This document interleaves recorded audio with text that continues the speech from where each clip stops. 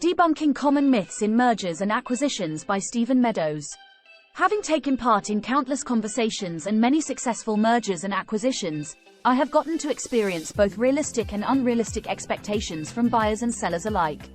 Many of my observations stem from chats I have with potential sellers for my company to acquire.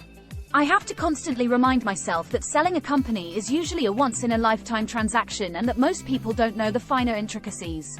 I decided to make a list of some common myths about mergers and acquisitions that tend to kill deals or at least start them off on the wrong foot. Myth number 1. Buyers pay cash up front for the full value. I am not sure if people actually believe this or if it's simply wishful thinking. However, the likelihood of a buyer dropping a duffel bag of cash on your desk for the full value of your company is extremely minuscule. Don't expect a check for that amount either. In a real estate company transaction, the price is almost always structured as cash down payment plus a multi-year earnout. In cases where the buyer pays all cash, the seller usually takes a significant haircut on the price, sometimes as much as 40%. When your inventory agents can simply get up and walk out the door, buyers are less enthusiastic about taking on all the liability and front-loading the transaction with cash. Myth number 2. There is a standard method to determine the value. Speaking of the company's value, many people ask me what the standard multiple is for their EBITDA. That's earnings before interest, taxes, depreciation, and amortization. That figure is in the same ballpark as net income, for the sake of simplicity. The multiple is a number used to calculate the value of the company by multiplying it by the EBITDA. For example, a 3 multiple on a $100,000 EBITDA yields a value of $300,000. While it sounds easy enough, simply picking a multiple out of thin air isn't the way it's done. Much depends on the earnout structure and the seller's motivation and desire to stay on after closing. A shorter earnout with more cash up front would likely have a lower multiple. Determining the value requires several conversations, an understanding of the financials, and aligned motivations of all the parties. Myth number 3. Buyers will make an offer immediately. Company buyers that I know or consult with will never do that. In fact, presuming to know enough about a company to make an offer out of the gate is downright insulting to the seller. A serious buyer will seek to understand the seller's company and personal motivations before structuring a deal. It amazes me when a potential seller asks me in the first conversation what my offer is or what I am proposing.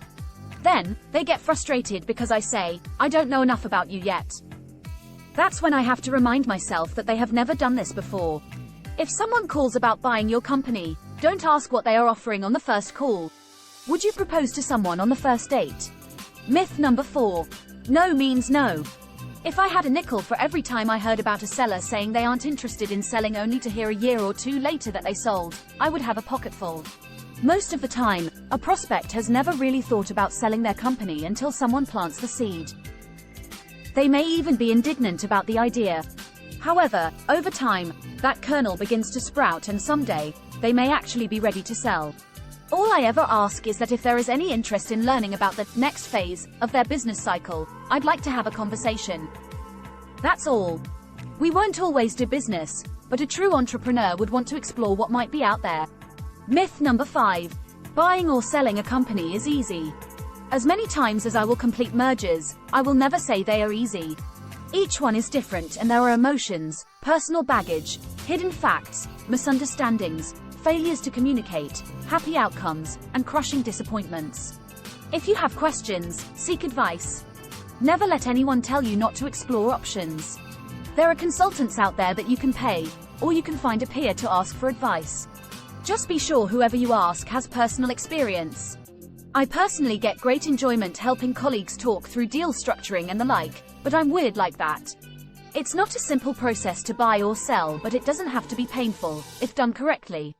If you are a true entrepreneur, you should allow yourself the possibility that selling your company might be a great move. At least have the conversation and give it a fair amount of thought and energy before choosing a course of action. If you are looking to grow your company through M&As, remember that the people you approach are largely unaware of the process.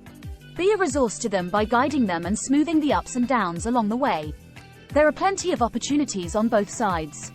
You just have to know how to get the deal across the finish line. Thanks for watching.